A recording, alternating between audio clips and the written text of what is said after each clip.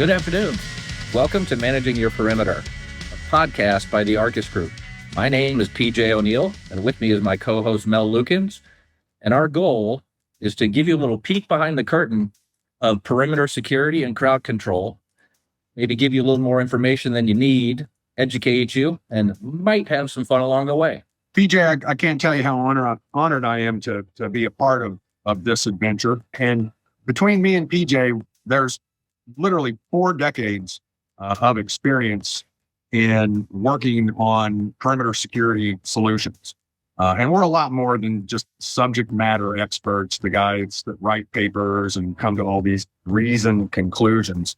I mean, we literally are the guys that have been boots on the ground, slinging the bike rack, driving the forklift, stacking sandbags. But what's kind of funny too is we're also the guys and gals that put on the suits and the earpieces. So we've seen it from so many different facets, and hopefully we'll be able to share some of those with you and talk about things that, important in our world, but also important in your world.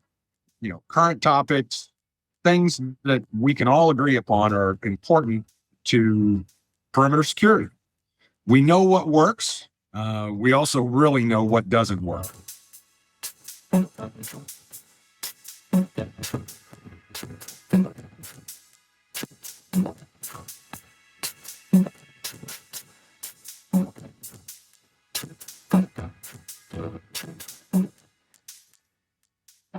Hey, Mel, I think today's topic is really kind of serious. I don't know how we do it necessarily in a fun way, but if you guys couldn't guess, we're going to be talking COVID. Well, I guess you can because you're going to be reading the title of the episode. Yeah, but PJ, you are so right. I mean, there are so many unknown unknowns in this thing that it really makes sense that we talk to experts in the field that may kind of get a little bit wonky, but I think the more that we can kind of peel the layers of the onion back from this thing and the more information that we have, the better position we're going to be in as we now move into another new normal.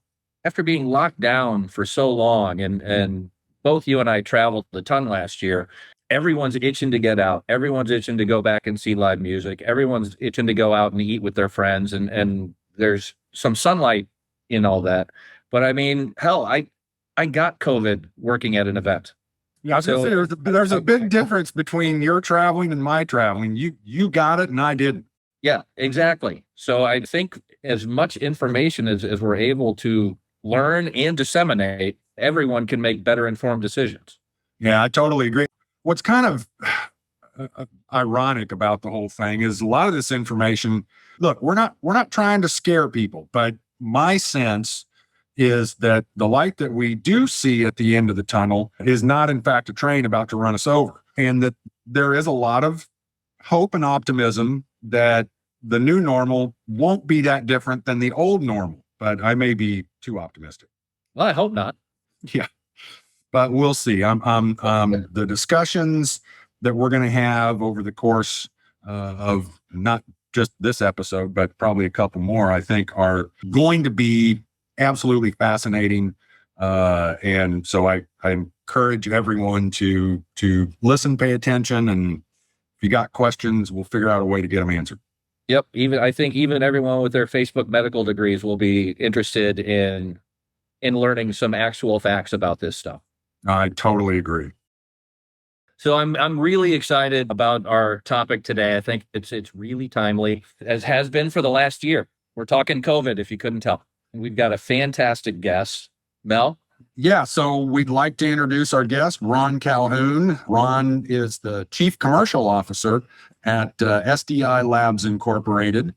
And Ron, if you don't mind, tell us a little bit about yourself, brag about yourself, and tell us what's up in your world. Well, I appreciate the opportunity to speak with you all. It was not really by design that I found myself in this role. I've been in healthcare since 1986. I started my career in the Navy went to the Citadel and Clemson University for graduate school. I was a submariner in the Navy. And when I got out and went to work for KPMG, I thought I had experienced the most complex ecosystem man could possibly create in a nuclear-powered submarine until I audited my first community hospital. And I was stunned by how unnecessarily complex our U.S. healthcare delivery system is. And I've been hooked ever since. And I've been in a variety of different sectors in healthcare, but had stood up my own healthcare analytics firm pre-pandemic and was kind of doing my thing, and was approached by a mutual friend of myself and the CEO of SDI Labs. And he said, you're kind of an odd guy. The CEO of SDI Labs is kind of wired like you. I'm going to make an introduction, and I think magic will happen. And I said, well, that's pretty intriguing. I'd like to meet him. And we connected one day, and very early on in the pandemic, in early March. I budgeted a half an hour for that call, and we talked for 3.5 hours, and he invited me to join the lab. It's a very, very intriguing platform. So I still have the healthcare analytics firm, but I became the chief commercial officer for SDI Labs back actually in June. I was working with them, helping them out for a couple of months, and then he made it official. So they're doing some very, very interesting things that were very intriguing to me. And so I've been with them full time since June, and it's been a heck of a ride. We have navigated this pandemic. We've had a front row seat to all of its iterations and how it's evolved, how we have attempted to manage it here in the U.S. and abroad, and a lot of lessons learned. So that's kind of a brief introduction. So our topic today is obviously titled COVID, the New Normal. Hey, Mel, can I interject here just real absolutely. quickly? For all of our edification, Ron, could you explain a little bit about what SDI Labs does and what you guys are doing?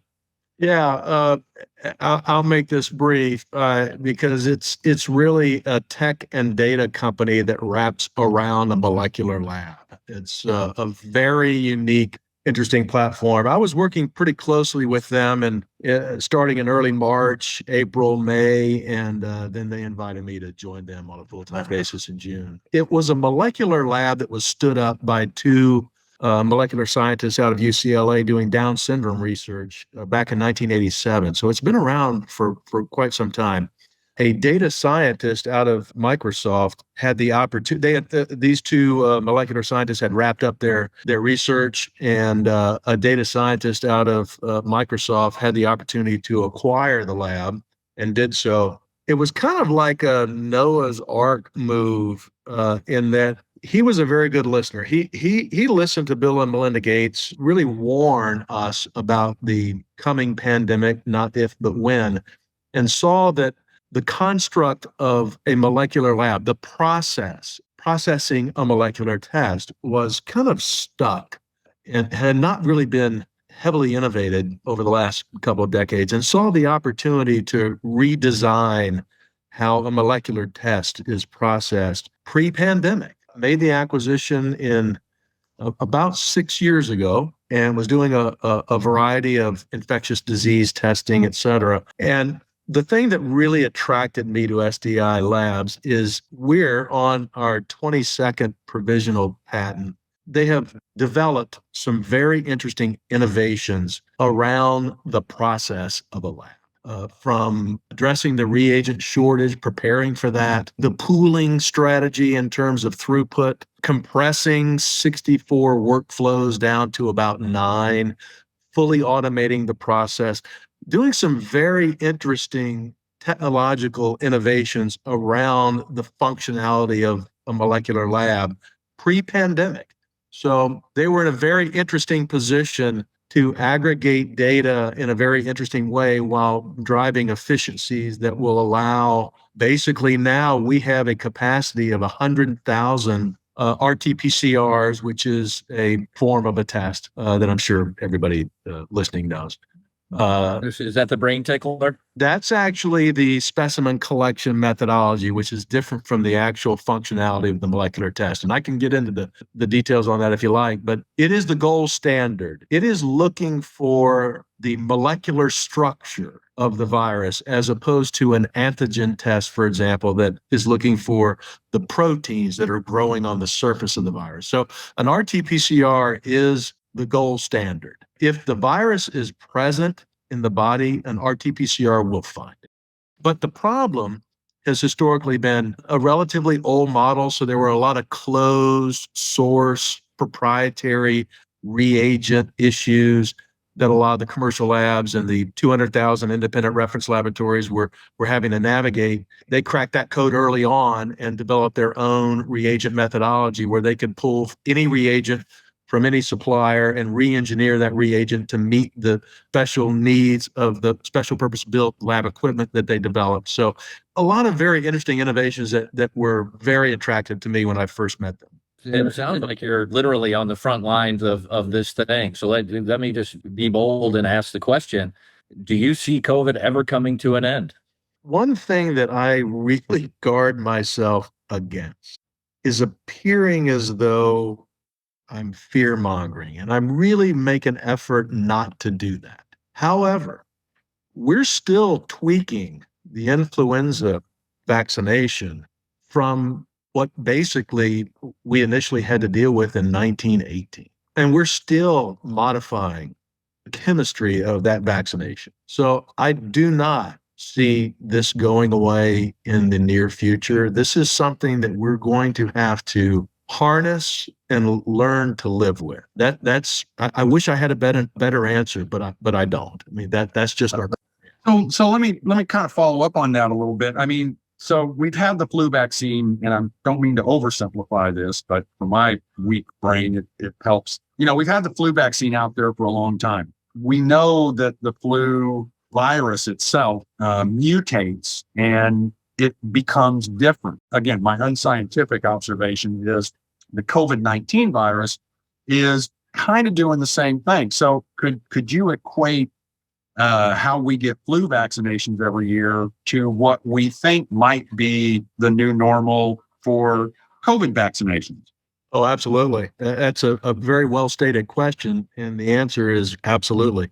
A good early indicator of that are the current variants that we're having to manage or attempt to identify to manage. Mutations they're just a fact of life. They naturally occur in any virus. And many of these mutations don't affect the virus's ability to spread or cause disease because they don't alter the major proteins involved in the act of the infection. Eventually, a majority of these mutations are kind of outcompeted by variants with mutations that are more beneficial to the virus. But having said that, occasionally you'll find a mutation that emerges victorious in that competition. Right. And one the most obvious one, if I could just take a moment to describe these variants, because I think it's pretty relevant to the conundrum that we're navigating right now. The UK variant is the B117 is the variant that's getting most of the attention. This variant has been documented to spread. It's more infectious. It spreads more easily and more quickly than the other variants. It's more contagious. It is much more contagious. Now, is this also the same one that came out of South Africa? No, that's actually a different variant. That's okay. Sorry. Yeah. No, that's a good question though.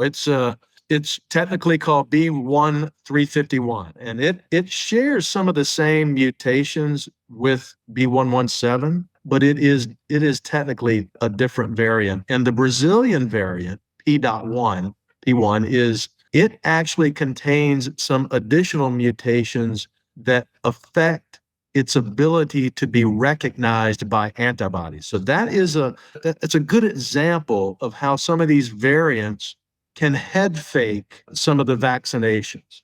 And that's what's really concerning the CDC and ourselves, frankly. Just one quick comment about the UK variant that I wanted to mention, which is concerning to us. It is becoming the dominant strain in many areas of the U.S. And Houston has ironically become ground zero for B117.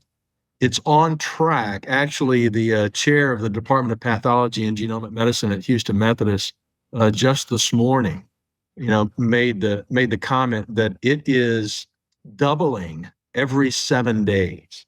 And so it's on track to become the dominant variant here in the U.S. So it's those types of things that is creating some challenges related to making sure that our mitigation strategies and our vaccinations are staying ahead of the curve.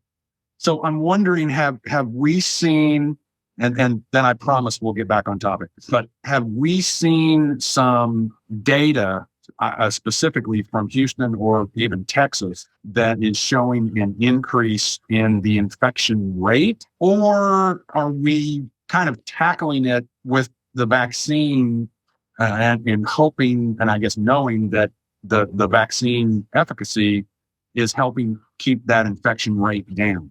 No, it's clearly the former and not the latter. Okay. I wish I had a better answer, but No. That's good, because I really think that not only our listeners, but people in general kind of need to understand how this thing works and what the risk factors are. And we're not going to go into the whole discussion, about the whole mask thing and face shields and rubber gloves. There are enough people that are talking about that. To transition ourselves kind of into the relevant side of things for us. So let's take a country music festival, a live concert, in-person large gathering, how COVID is going to affect those events as we move out of the vaccination phase. You just threw a lot on the table with that question. And that's okay. That is all right. To do your question justice, I need to break it down into I need to isolate it in a couple of different sections. Sure. Different pieces. First, let's talk about the virus. Let's talk about the vaccination. Right. And I think this is becoming more and more widely understood. But just for the record, regardless of the manufacturer, our current vaccination strategy and the vaccinations that are available to us they only really have two objectives. And that is to mitigate hospitalizations and death. It does not protect you from getting the virus. And that is a common misconception. No, you're absolutely right about that. So that's number one.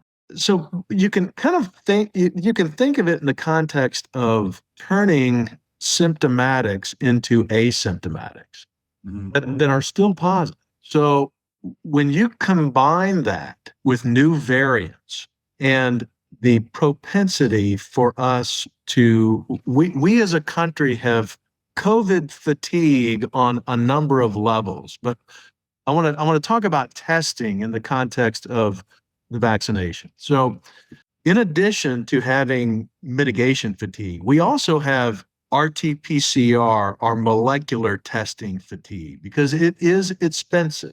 It's the most expensive of the different types. There are really only 3 types of COVID tests available in the market. There's only 3 categories of testing. There's antigen tests that are looking for the proteins that are growing on the surface of the virus. There are antibody or serology testing that are basically looking for the antibodies for those that have already been infected. And there's the RT-PCR, the molecular test, that's actually looking for the genetic sequence of the virus and the viral load. And that is the most accurate. It's the gold standard. It's 99.9% accurate. The problem is it's expensive and it's time consuming. It's not rapid.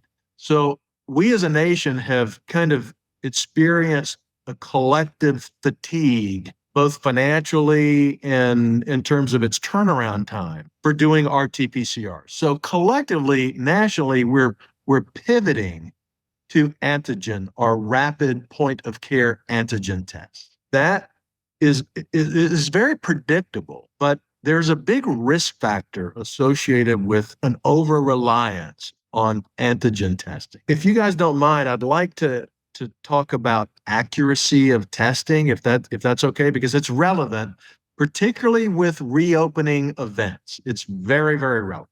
The accuracy of a COVID-19 test is split into two categories: sensitivity and specificity. So sensitivity basically relates to how well a test correctly identifies those that actually have the SARS-CoV-2 pathogen, or a true positive.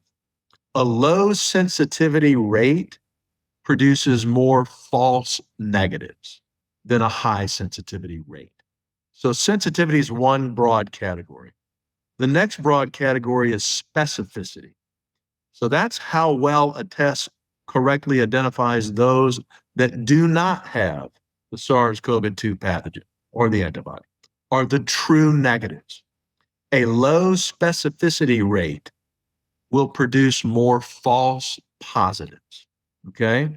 The problem with antigen tests, which are, they're not looking for the molecular structure of the virus. They're looking for, an antigen test is looking for the proteins that grow on the surface of the virus. Because of that unique approach, antigen tests are prone to false negatives. So most antigen tests have a lower than ideal sensitivity rate, which means they're prone to generating false negatives. So here's how that relates to events. Most event managers, as well as the general public, are looking for fast, accurate, and cheap testing. Everybody wants fast and accurate and cheap. The problem is you can get 2 out of 3, but you can't get 3 out of 3. Let me guess, fast and cheap. You can get fast and cheap and it won't be accurate. You can get fast and accurate, it won't be cheap. That's very well put. That's where we are. That's where the science is right now, the unfortunate reality. So when you combine this propensity to embrace antigen tests for events because it's fast and it's cheap, the problem, how do you close that sensitivity gap? There are many rapid antigen tests on the market right now that, let's say that a rapid antigen test has an 80% sensitivity rate.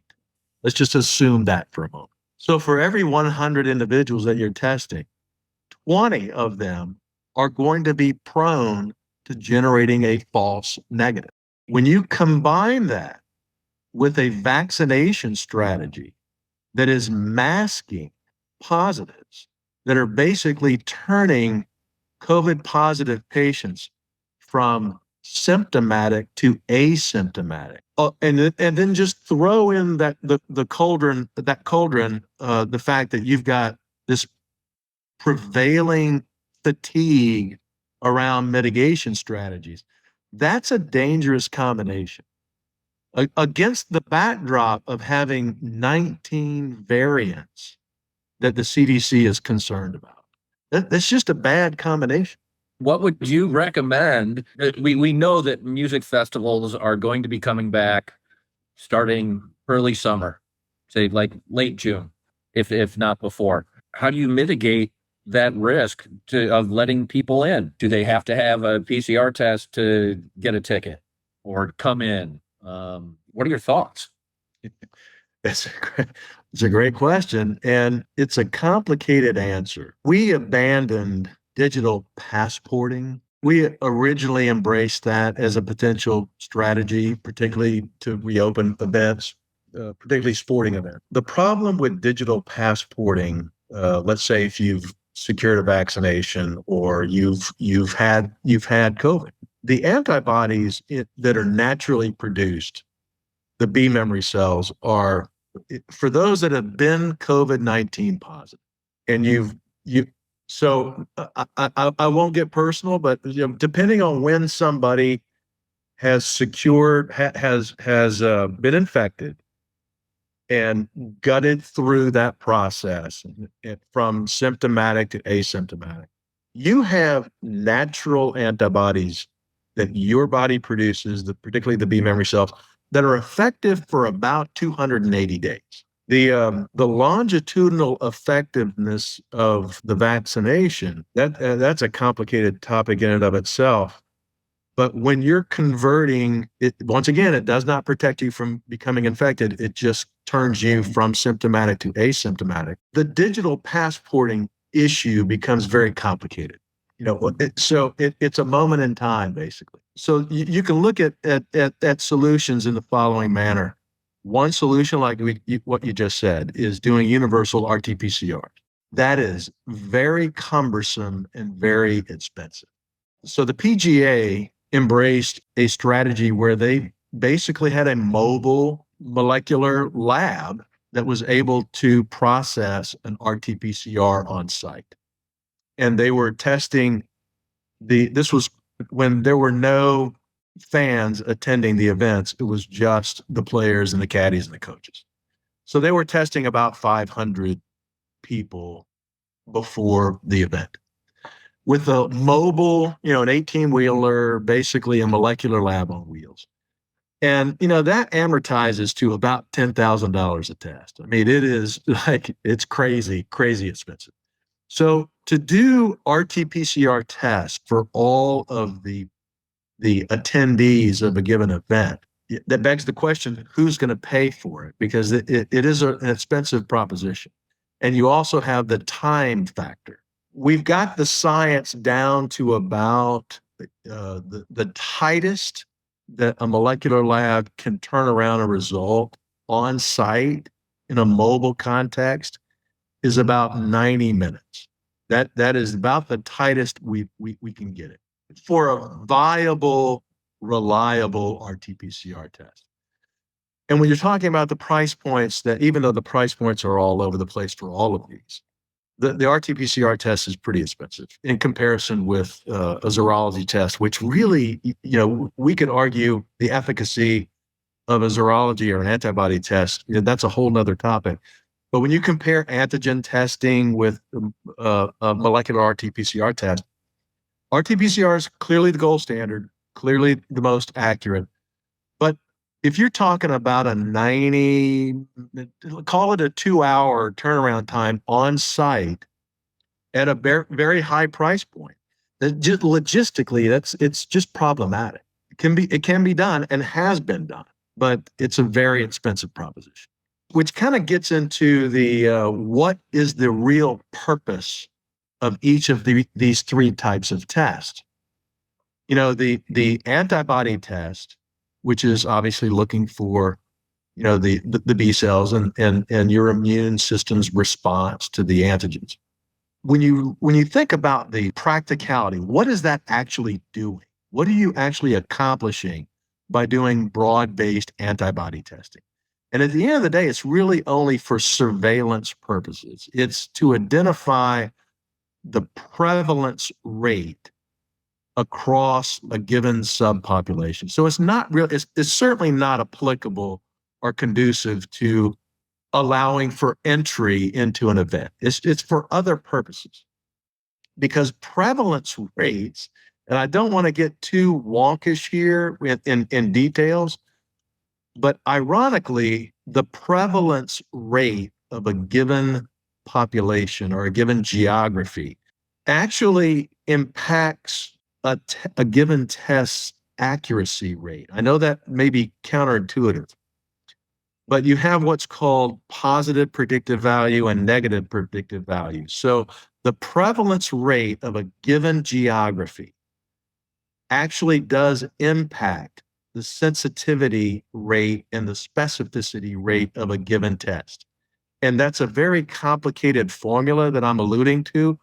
But if you do not know the prevalence rate of a given geography, you cannot accurately conduct testing that has a good sensitivity rate and a good specificity rate. Well, let me stop you there for just a second, because I think that's extremely important based on what we just talked about, because, and you can correct me if I'm wrong, but if you're doing an event in Houston, Texas, where, and again, I'm not a scientist, never stayed at a Holiday Inn Express either.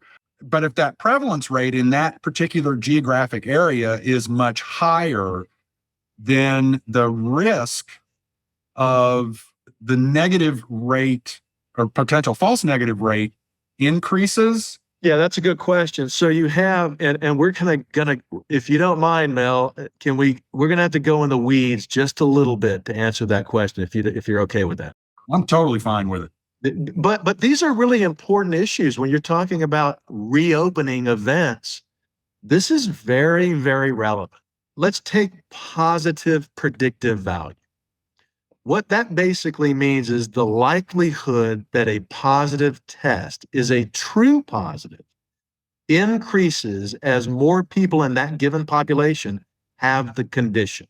Conversely, when the prevalence of the condition in a given population is low, the percentage of false positives may be unacceptably high.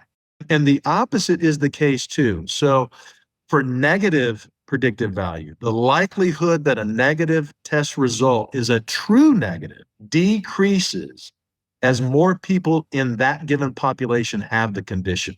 It's a mathematic, formulaic issue related to doing testing in terms of the sensitivity rate, or whether that test is generating true positives, or specificity rate, i.e., is that test generating true negatives? And this really isn't an issue for anybody other than those that are actually doing the testing. So when you're doing the testing, in order to make sure that that test is accurately identifying a real negative or a real positive, you must know the prevalence rate in that particular geography.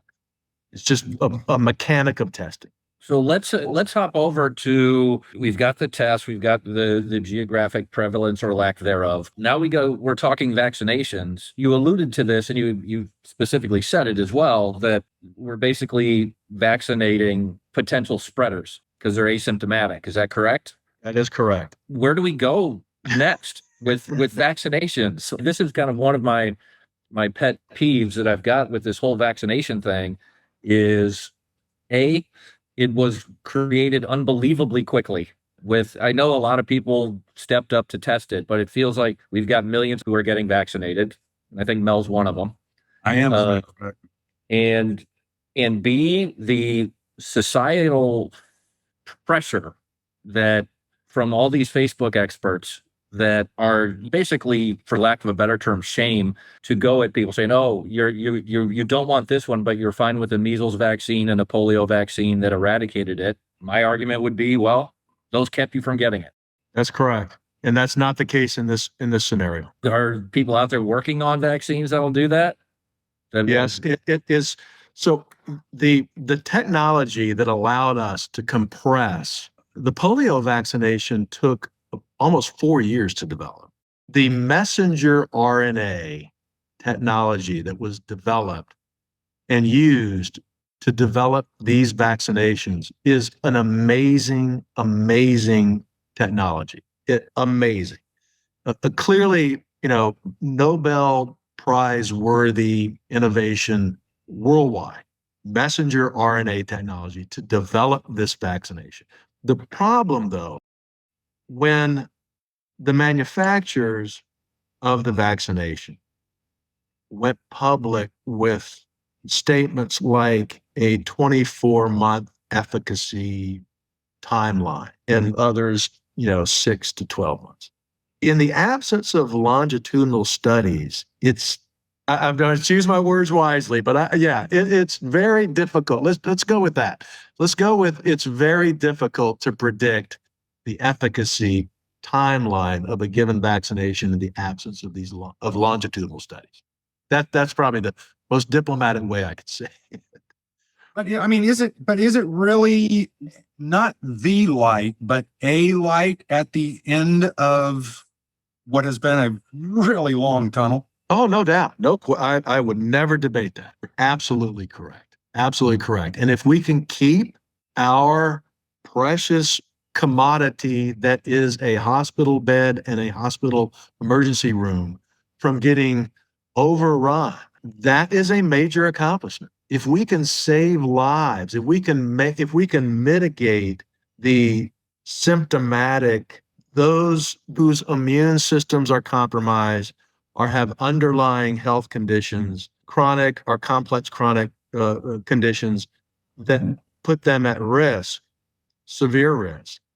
If we can mitigate some of the mortality rate in that population, that should be celebrated. Absolutely. That should be celebrated. That is a major win, but it's a step. It's just a step in the process of learning how to and managing the reality of living with this virus, because this is not going, and by the way, this is a very smart virus, a very savvy virus.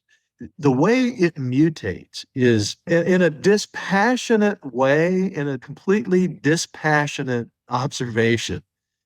There is an element of beauty in how this virus has developed a way to survive because it wants, contagion status. That's what it's working towards.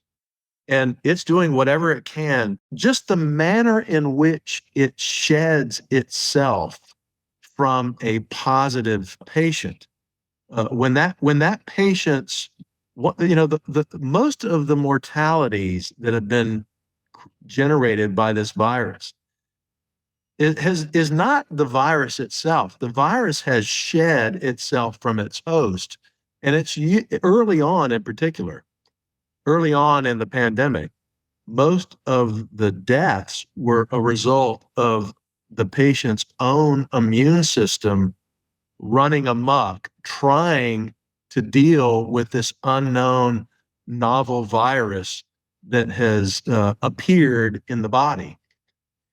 So the virus itself usually sheds itself from the host well before the immune system wreaks havoc on that individual. So unfortunately, most of the deaths, particularly early on, were a result of the patient's own immune system as opposed to the virus itself. It had already shed because it realized, okay, my host is in a bad condition. I've got to leave to find another host. It is really amazing when, in a dispassionate way, when you look at how this virus has mutated to survive. It's elegantly spooky how it's evolved. That's an unfortunately very good way to put it, because describing something so small as smart, and it's totally inversely proportional to the size of a 53-foot trailer that houses the machine to test for the molecule. Amen. And well said.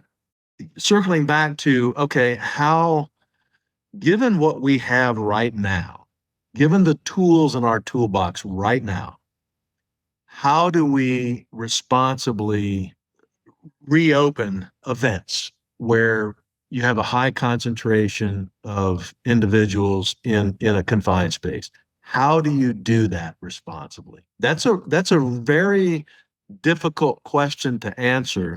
I can kind of go through the options. We were talking about doing universal RT-PCRs for a given event. Well, who's going to pay for that? The public willing to have, a particularly on site with a short turnaround time, that is an expensive RT-PCR. Are we willing to bake that in the price of the ticket? How are we going to logistically manage holding people until the results are determined? There's all sorts of logistical challenges to this. If you guys don't mind, I don't want to run the risk of sounding like a commercial for SDI Labs. But having said that, I think we've come up with a strategy to mitigate the sensitivity problem with an antigen test. So what we did is we looked at the desire in the marketplace for fast, accurate, and cheap. That is nirvana. If we could have a testing strategy that is fast and accurate and cheap, we can get back to having fans at events, whether they're music events or sporting events or whatever. We kind of looked at the problem from that perspective. Okay, is that possible? And what we did is we took on the problem and when we kind of dissected that goal and looked at the hurdles between us and that goal. The biggest hurdle that we saw was this sensitivity rate problem with antigen test, because antigen testing is fast and it's cheap. It's just not accurate. And the way that we mitigated that problem is we came up with a series of algorithms that identify the subset of a given population that is prone to generating false negatives via an antigen test. Because that is predictable. There are common denominators that can predict, and we're using pretty sophisticated AI and algorithms that are doing this, that we can go into any given population. It means a fairly sophisticated intake process because we have to have the variables necessary to feed into our algorithms to generate this result.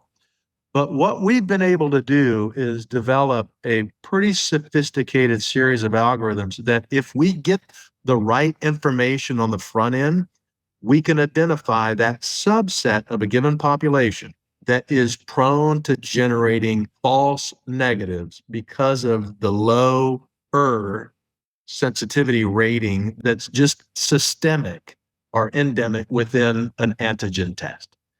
Let's wrap on this because it's not all gloom and doom. I mean, if we'd had this conversation, 14 months ago, fairly certain we would not have had near the level of discussion that we've had today. And talking about that bright light at the end of the tunnel, that it is in fact not a train. Again, it sounds like we're moving in that direction, with the prevalence of vaccination, with continuing some degree of personal protective equipment, with, some separation. Just sounds like we're, again, moving in the right direction to where we don't have to be quite as sensitive to that as we were, say, even 6-8 months ago. So I guess if we could leave our listeners, on a little bit of a high note, I want to say there's reason for optimism. And Ron, if you could comment on that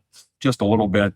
I think the optimism is founded on the science. I think that there's a direct correlation between our ability to embrace the science and that light at the end of the tunnel. I know there's a lot of frustration. I know there's a lot of pent up demand to re-engage and to socialize in large gatherings, et cetera.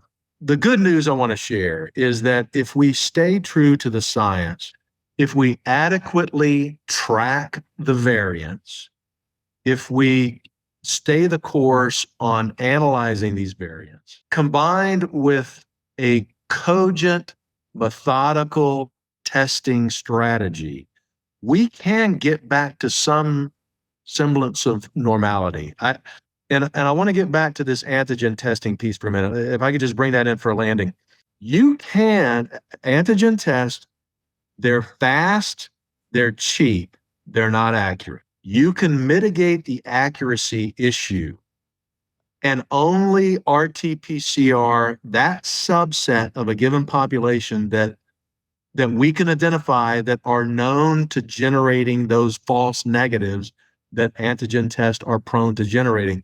You can segment that population off to the side and RT-PCR them into an event, and that's actually not that heavy of a lift.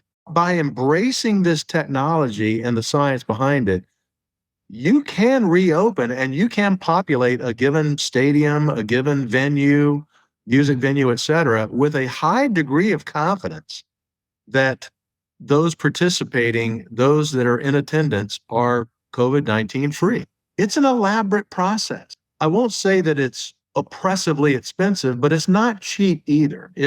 You're only deploying the technology the expensive part of the equation on that subset population that needs it, that will be generating false negatives if they're only doing rapid antigen testing. But the overall message I wanted to share with you is that it's doable. It's doable right now, but it just takes discipline.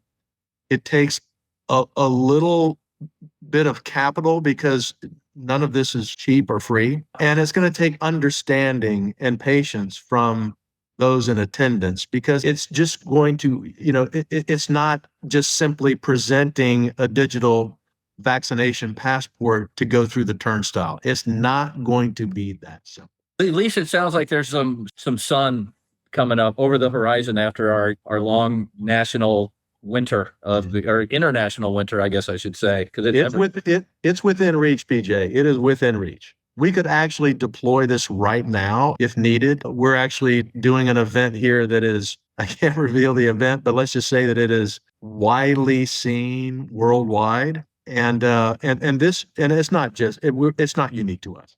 This technology is there. It needs to be understood by event managers that are responsible for, holding these events. And it's going to take a little patience on the part of the attendees.